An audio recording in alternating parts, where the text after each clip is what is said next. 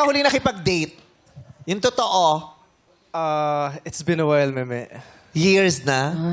Di naman. Maybe 1 year pa lang. 1 year pa Yes. lang. Pero birthday ng sister ko ngayon. So, happy birthday, Abby. Hindi yun ang pinag-uusapan natin, Jason. Pero happy birthday sa Yung lalaki ba, nalulungkot din pag matagal na siyang walang jowa? Kasi marami akong kilalang babae at saka mga bading na parang kino-question na nila, ano ba yan? Ba't ang tagal-tagal na wala pa rin ako? Yes. Diba? Yung lalaki ba ganun din, Jameson?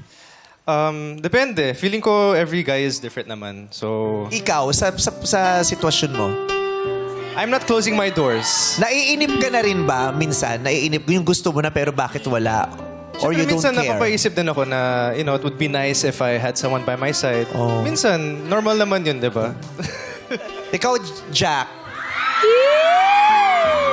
Kamusta ang Valentine's Day? Meron ka bang pinagkakaabalahan Yes. today na magganap for tonight? Meron ka bang pagkakabisihan? Valentine's pala ngayon. Ay, Ano ba akala mo? Kala ko me time day. me Me time. time. Joke lang, hindi. So wala kang kadate wala. tonight? Wala. Ayan, tamang-tama kasi si Jameson wala rin kadate. Jameson, nagkabas sila.